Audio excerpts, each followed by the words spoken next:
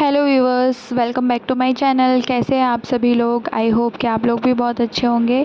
और मैं तो यहाँ ठीक ही हूँ, क्योंकि मेरी पढ़ाई अभी फिर से स्टार्ट हो चुकी है। तो मैं बहुत ही ज़्यादा कंसंट्रेशन के साथ अपनी पढ़ाई में लगी हुई हूँ। और इसी के साथ ना मुझे वीडियो भी बनाना रहता है। तो जो ऐप मैंने लिया है ना अपने इस सब्सक्रिप्शन में, तो उसी के जो नोट्स हैं ना, मैं आप लोगों को इस वीडियो के लास्ट में पूरे के पूरे बाल संरक्षण और देखभाल वाले जो नोट्स हैं ना, उसका फर्स्ट पार्ट जो लेके आई हूँ मैं, जो पहली क्लास है मेरी, उसकी जो मैंने कवर करी है, वो मैं इस वीडियो में डाल रही हूँ। तो वो आप लोग देख लीजिएगा। आप लोग के लिए ये नोट्स बहुत ज़्यादा मतलब बेनिफिशियल ही होने वाले हैं। तो इसे आप देख लीजिएगा और नोट्स बनाते जाइएगा। तो ये मेरी जो है ना, ये फर्स्ट क्लास है इसमें। तो इसमें लगभग मुझे पार्ट 10 तक आएंगे, मतलब 10 क्लासेस लगभग हैं। तो ये देख लीजिए आप। और ऑनलाइन से ही मैंने इसे बनाया है, जो कि बहुत अच्छा एक प्लेटफॉर्म है, इंस्टीट्यूट है। उसी से मैंने पूरे के पूरे नोट्स बनाए हैं। तो मैंने एक्सप्लेन भी कर दिया है, नोट्स भी दे दिए हैं जो भी मैंने लिखा हुआ है। तो आप लोग प्लीज़ इसे देख लीजिएगा। और वीडियो के लास्ट मतलब सेकंड पार्ट में मैंने इसे अपडेट किया है। तो प्लीज़ पढ़ाई आप लोग अपनी जारी रखिए, मेहनत करते रहिए। आगे सफलता मिलती है या नहीं मिलती है, ये डिपेंड करता है कि हमने मेहनत कितनी करी है। तो इसके लिए मैं आप सभी लोगों को ऑल द बेस्ट बोल रही हूँ। और अपने घर के काम के साथ साथ अपनी पढ़ाई के लिए भी समय निकालिए, ताकि आप अपने जीवन में जो लक्ष्य है उसे हासिल कर पाएँ। आज मुझे थोड़ा सा काम ज़्यादा था, तो मैं उतना ज़्यादा वीडियो नहीं बना पाई। ये सुबह मैंने 5 बजे उठ के मैंने ये वीडियो शूट करी है। और इसके बाद फिर मैंने सारे घर के काम किए। और घर के काम करने के बाद अभी फिर मैंने जो नोट्स प्रिपेयर किए थे बाल संरक्षण एवं देखभाल के, वो नोट्स मैं आप लोगों को यहाँ पे दे रही हूँ। ये देखिए, आगे नोट्स हैं, देख लीजिए आप। बाल और संरक्षण के बारे में दिया गया है। इसे इंग्लिश में चाइल्ड केयर एंड कंजर्वेशन कहते हैं।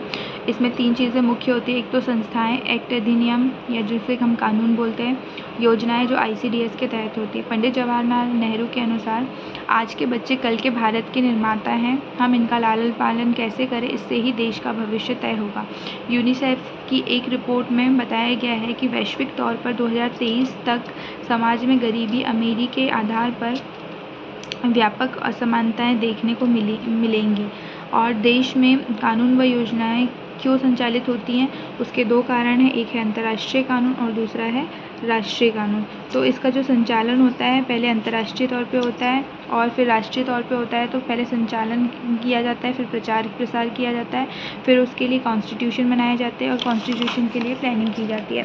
फिर इसके बाद आता है कौन से डिपार्टमेंट प्रचार प्रसार करते हैं। तो इसके लिए संस्थाएं जो हैं वो हैं, जो संस्थाएं होती हैं, जो इंटरनेशनल संस्थाएं हैं, वो है UNO, FAO, ILO, UNESCO और यूनिसेफ, WHO और रेड क्रॉस। ये सारी संस्थाएं जिसे हम आगे पढ़ेंगे। फर्स्ट लेक्चर के नोट्स हैं पूरे, जो मैंने बनाए हैं अभी सर से लेके।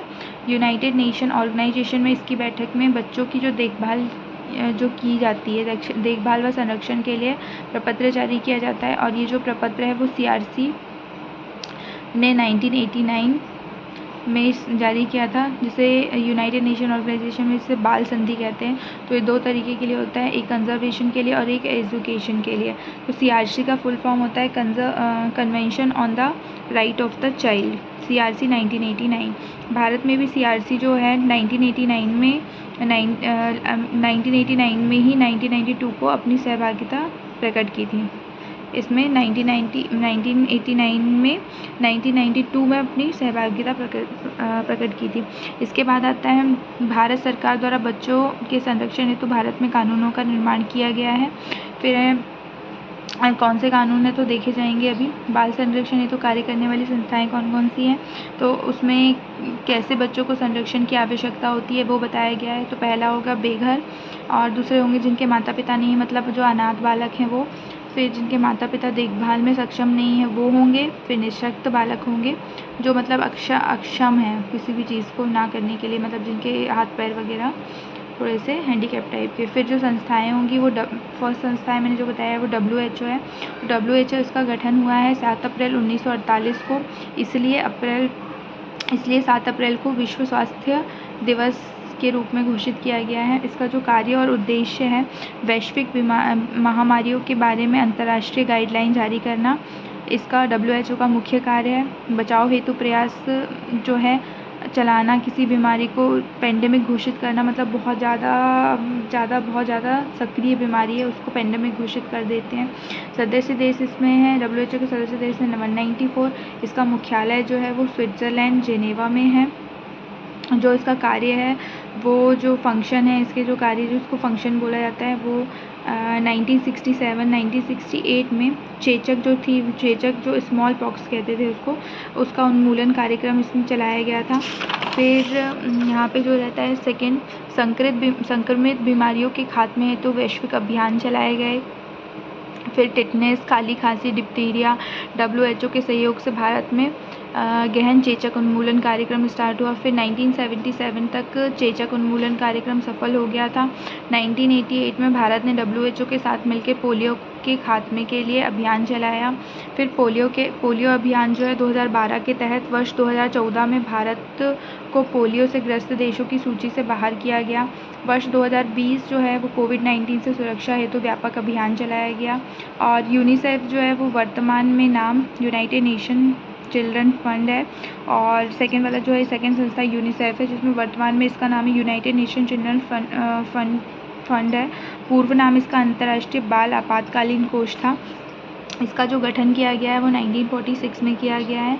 इसके गठन में पोलैंड के जो व्यक्ति हैं लुडविक रोडमेट का महत्वपूर्ण योगदान माना जाता है। 1953 यह यूएनओ का स्थायी अंग बन गया और इसका नाम यूनाइटेड नेशन चिल्ड्रन फंड कर दिया गया। 1960 जो है इसे शांति का नोबेल पुरस्कार मिला 1960 में। 1989 में इंदिरा गांधी अंतर्राष्ट्रीय शांति पुरस्कार से इसे सम्मानित किया गया। तो आज के नोट्स बस यहीं तक है। कल फिर इसकी आगे की क्लास में कल वाले ब्लॉग में इसकी आगे की क्लास में अपलोड कर दूँगी। तो अगर आप लोगों को ये ब्लॉग अच्छा लगा हो और ऐसे ही आपको अगर नोट्स चाहिए हो तो please like and subscribe my channel. Thank you.